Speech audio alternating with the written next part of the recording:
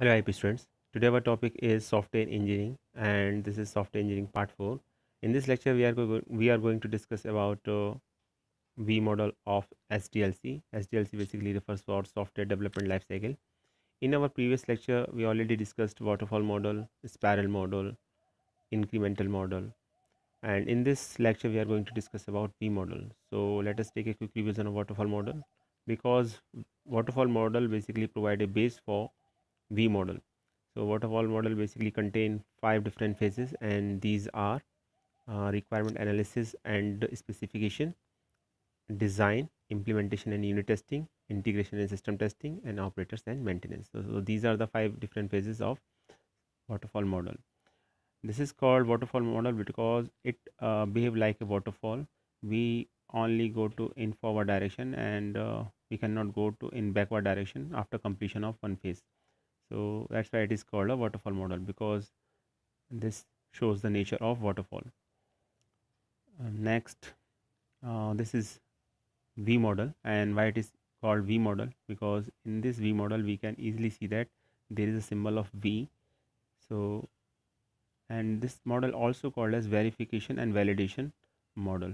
So let us take some points regarding to V models.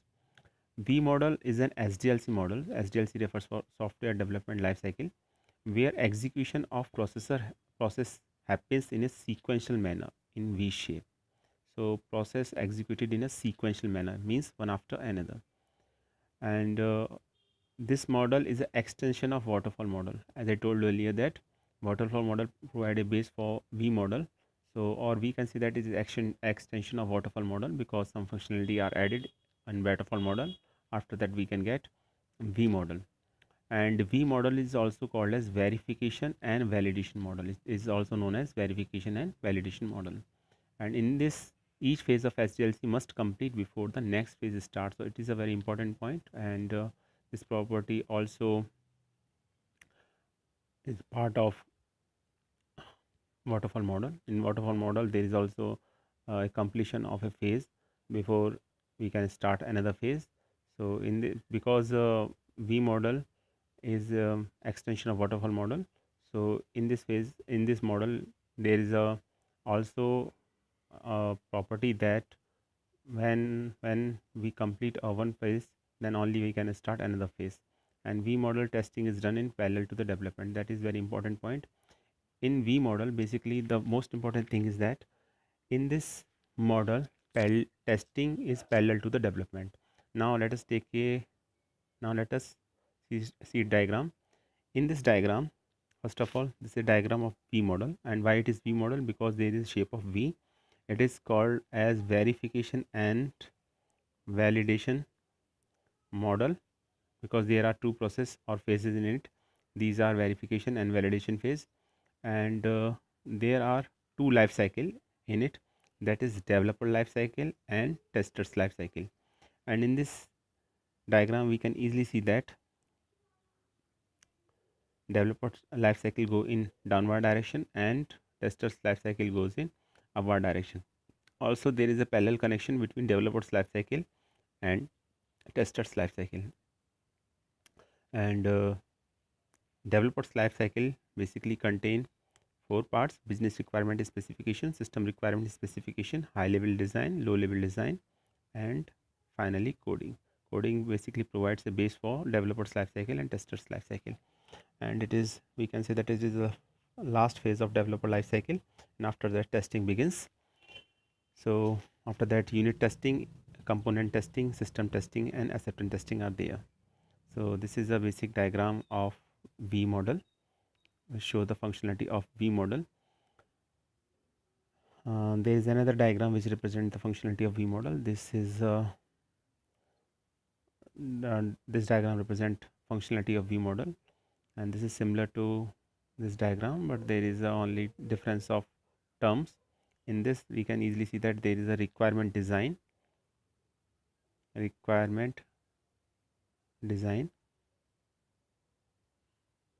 in this there is a business requirement specification. Both terms are same, both have same meaning. And second is system design. In this we can see that system requirement specification, SRS, both have same meaning. Then architecture design and modular design are also called as high level design and low level design. So there is a difference of only the representation, but the functionality is same of both. And then unit testing, integration testing, system testing, and acceptance testing. Unit testing, this is integration testing. It is not actually component testing, it is integration testing. And again, system testing and acceptance testing and coding provide a base for developers life cycle and testers life cycle. Now, first of all, there is a very important term, verification and validation. Actually, these are the two phases and two important phases, and VModel is also known as verification and validation. Verification and validation model. And why it is called verification validation model? First of all, what is verification and what is validation, and what is the difference between verification and validation? So verification is a static process or a static analysis technique, and validation is a dynamic analysis technique. So that is the basic difference between verification and validation. And one more important difference is that in verification, testing is done without executing the code. So that is very important part, that testing is done without executing the code. And in validation, testing is done by executing the code. So in verification, testing is done without executing the code. We execute a program or software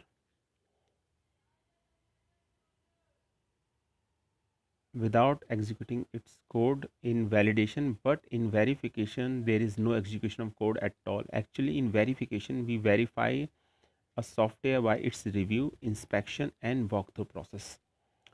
Verification means verify a software according to the user requirement. User has certain requirement. Whenever we make a software, then we verify finally whether it is according to the user requirement or not. If it is according to the user requirement, then it verify that the software is correct, and this process is called the verification. And the validation process says that code is valid or not. It doesn't make any sense by it doesn't connect to software requirement to particular customer. So whatever the customer need, it does not affect on the process of validation. Validation process only check that the software is executed successfully or not. If software is executed successfully and there is no error at all, then we can say that software is valid. So in validation, actually we execute a software, execute a code, or executing the code and intend to find out an error, or we can say that validation is the actual testing. So testing process is also known as validation. And while verification process is also testing, but in this testing we cannot execute the code, only we check the requirement of the software according to customers by its reviews, inspection and walkthroughs. In validation is basically a dynamic process, and in this process testing is done by executing the code, and our intention is to find out the error in a particular code. So that is called the validation. So this is the basic difference between verification and validation. In one line we can say that verification means verify the software according to the customer need, and validation basically refers to the successful execution of the code. So successful execution of the code, if there is no error in the software, then we can say that software is valid. And if software is made according to the user requirement, then it verify that it is correct, and this process is called the verification. So that is the basic difference between verification and validation. So in this diagram we can say we see that this is verification and this is validation. So verification process is on left hand side, and we can say that on developer's life cycle, and validation is actually the testing. So that's why it is on the tester's life cycle phase, life cycle side, right hand side of VModel. Now VModel, so there are some important points regarding to the VModel.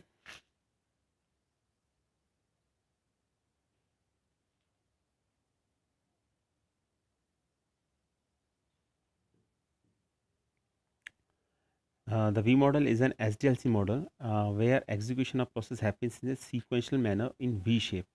So this point is already discussed. And second point is V model is the extension of the waterfall model. V model refers to the verification and validation process. This is already discussed. SDLC must complete before the next phase. This is already discussed, and V model testing is done in parallel to the development. So these are some basic points of V model. So in short, we can say that V model is called V model because there is a V shape of different process, and it is also extension of waterfall model and also called as verification and validation model. So these are some points regarding to V model. Now let us take its different phase one by one. So first phase is verification phase. So in verification phase, first part is business requirement and specification. It is also called as requirement design. So what is business requirement and specification? Actually, this is the first step where product requirement understood from the customer side.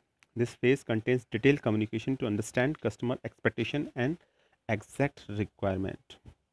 So in this model, our focus is to understand the customer expectation and exact requirement, what customer want from us, and this is also called as business requirement analysis. So in this part, business requirement analysis, our focus is to find out the customer expectation from us and what is the exact requirement of customer, and we document them in a report. And this is phase 1 of V model. After that, system requirement specification. System requirement specification is also called as system design. So in system design, as the name suggests, there is a SRS report, and we already discussed SRS report in waterfall model.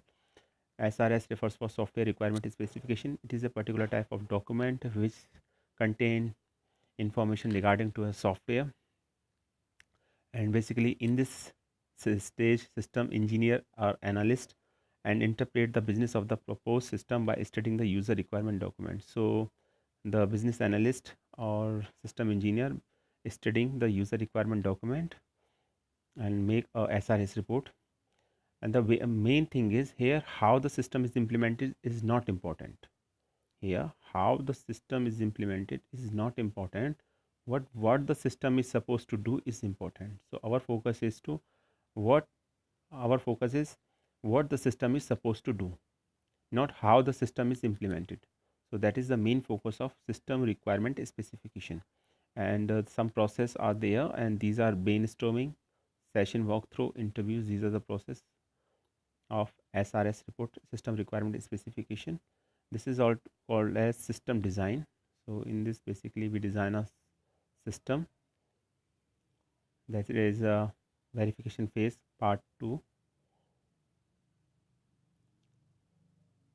First box contain business requirement specification, second box contain system requirement and specification, and third box contain here high level design. There is a arrow in downward direction. It means that first of all business requirement specification, after that system requirement specification, and after that high level and design process.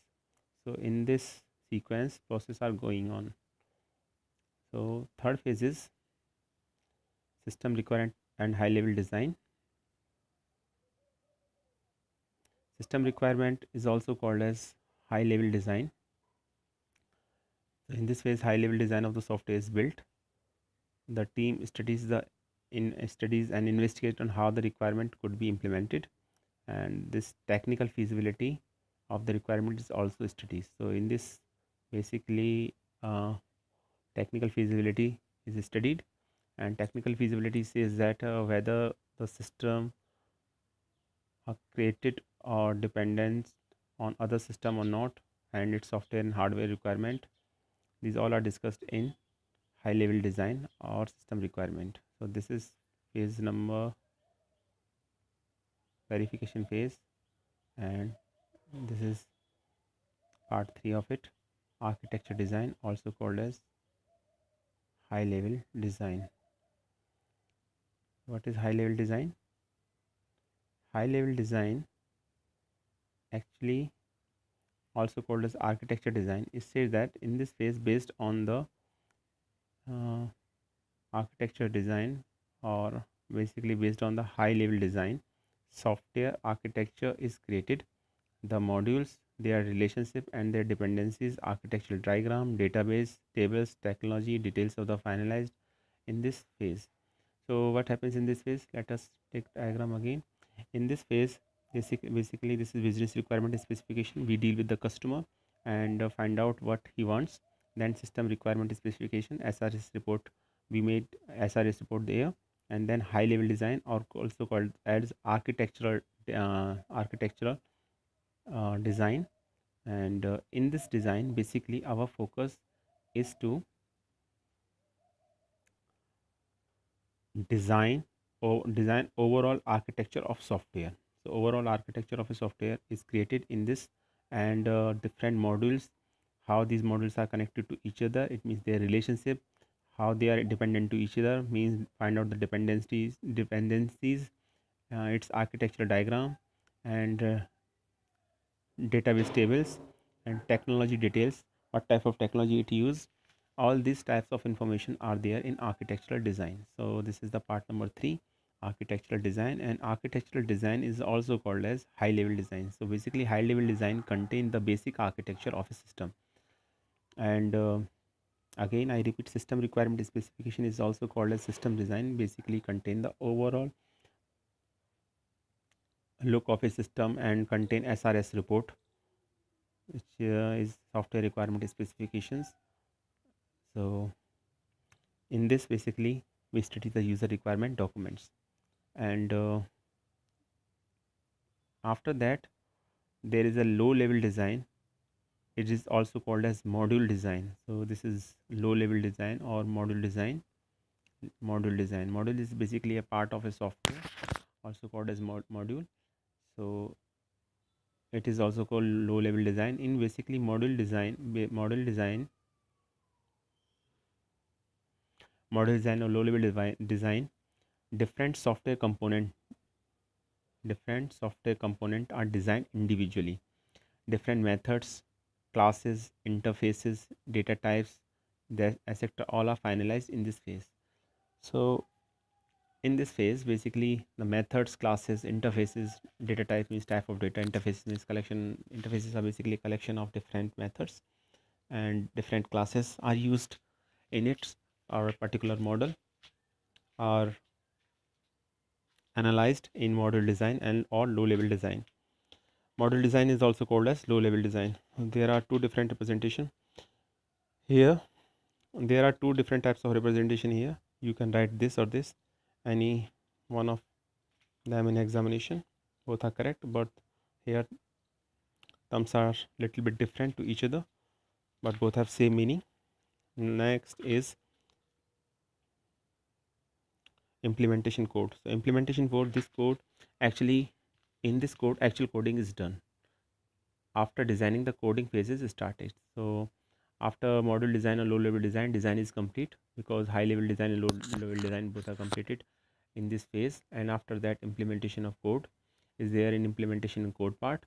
And in this, basically we select a suitable programming language to write a code for a software, and there are some particular guidelines and standards which should be followed for coding. So basically implementation and coding phase, actually there is a coding in implementation and coding phase, and suitable programming language is decided in this phase. And third, some certain guidelines or standards should be followed for implementation and code. So this is all about verification phase. Now let us take a quick revision. In business requirement and specification, we check whether the system is according to the user requirement or not.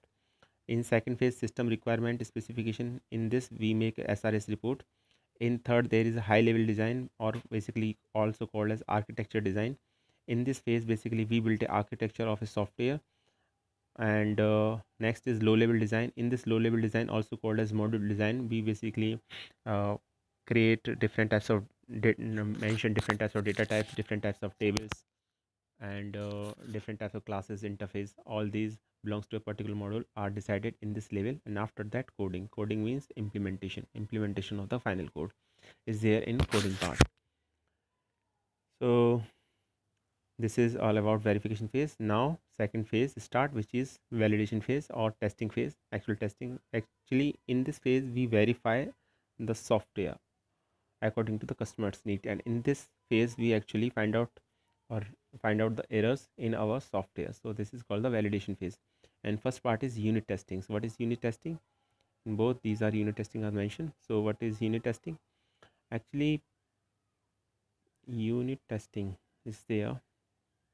This is unit testing.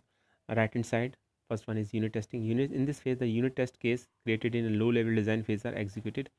After completion of code, there is a unit testing, and unit testing means we test a particular module, and this testing contain white box testing. And what is white box testing? There are basically two types of testing. These are black box testing and white box testing. These type of testings are already discussed in our previous lecture. So white box testing and black box testing. So white box testing, we actually give certain input to a to our software and check whether it returns a proper output or not. And in this type of box, in this type of testing, black box testing, our focus is on only the our focus is only to check the output. And in black box in white box testing, we check output plus the code of a software or a program. That's why it is called a white box testing.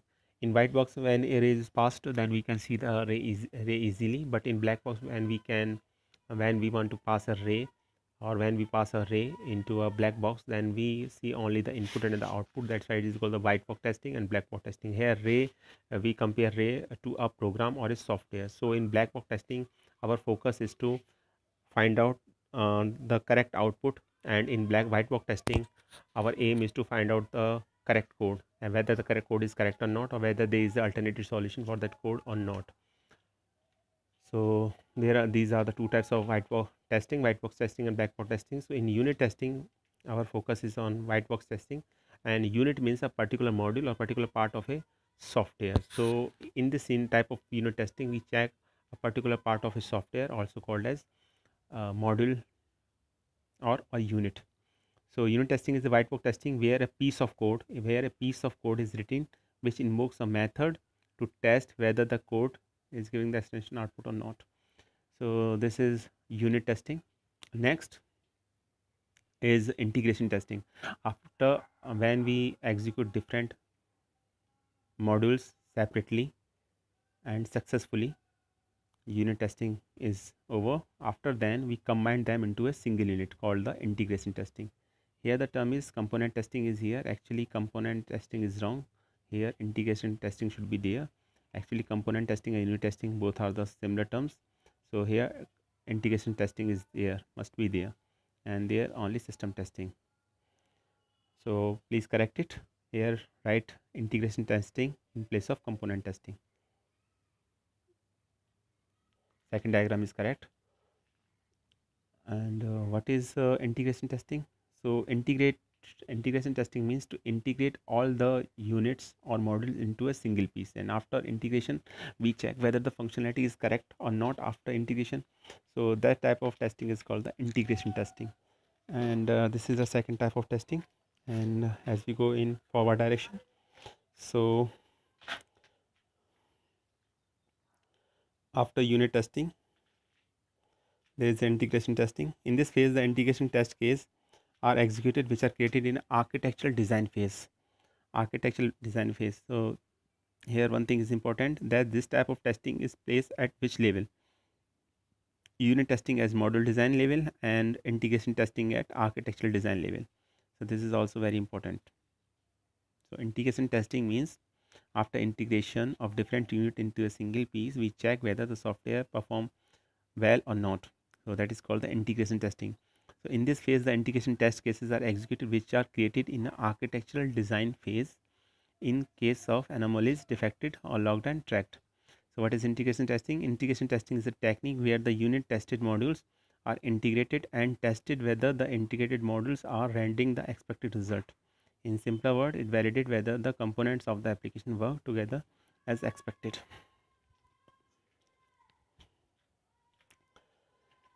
Next is system testing. Let us take a revision.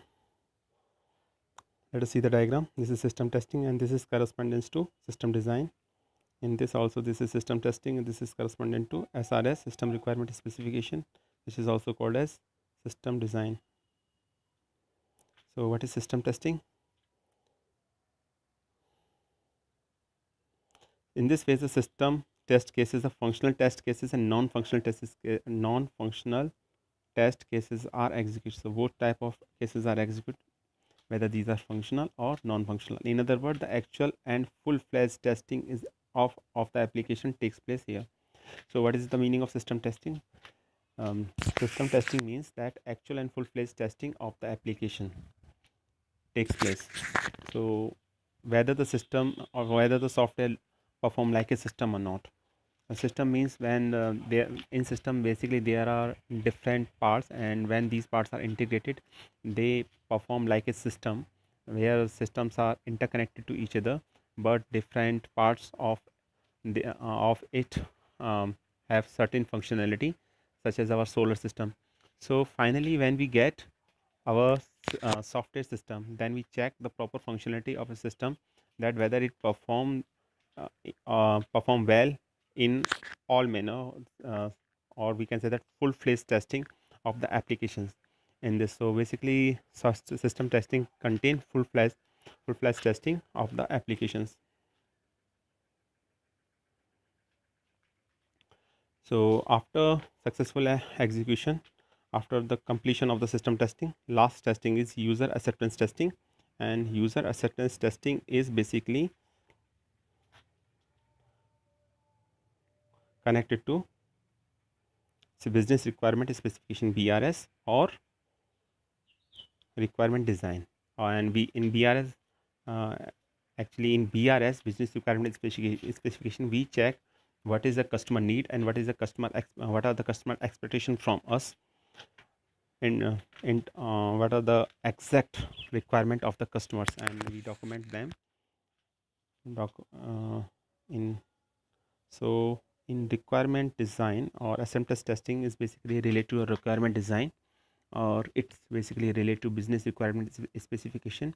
So in business requirement specification, our aim is to find out the customer requirement or what customer wants from us. So acceptance testing is basically related to BRS. It means whether we check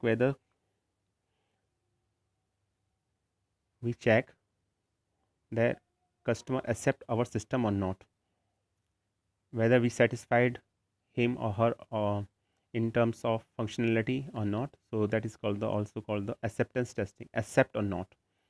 So acceptance is basically depend upon the requirement of the customer or expectation of the customer.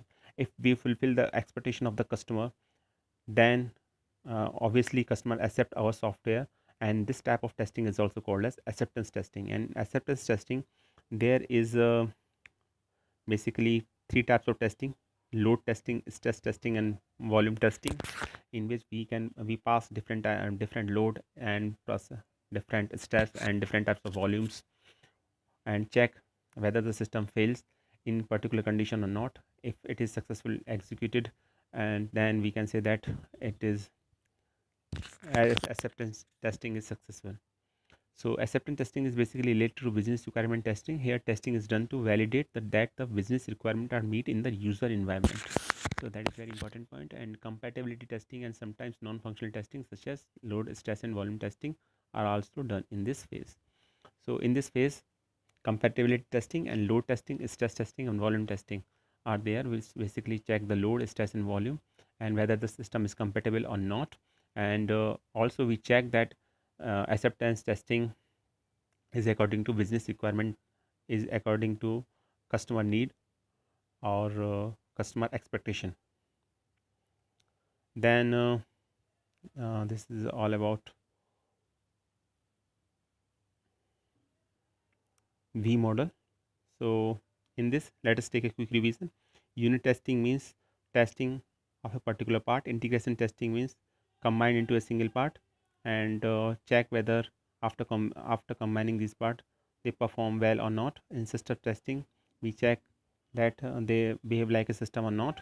In an acceptance testing, actually our focus is that is it according to the user requirement or not.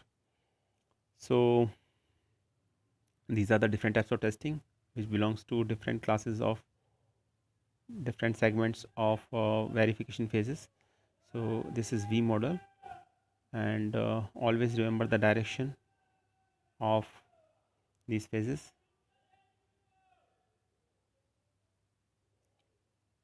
Next is why we use VModel. VModel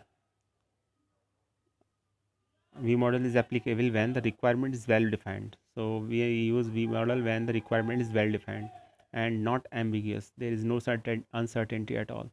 And acceptance criteria is also well defined. If acceptance criteria is not well defined, then it will create a problem. And project size is minimum. It is not suited for low level or small projects, not suited for big projects. For big projects, spiral model is best, and technology and tools used are not dynamics. So in this case we use VModel. And what are the advantage of VModels? It is easy to understand, and progress is development and progress is organized in this phase. It is suitable for medium sized project, and testing in this type of model, testing start from beginning, and any any in other software, no other software contain this feature in which testing start from beginning.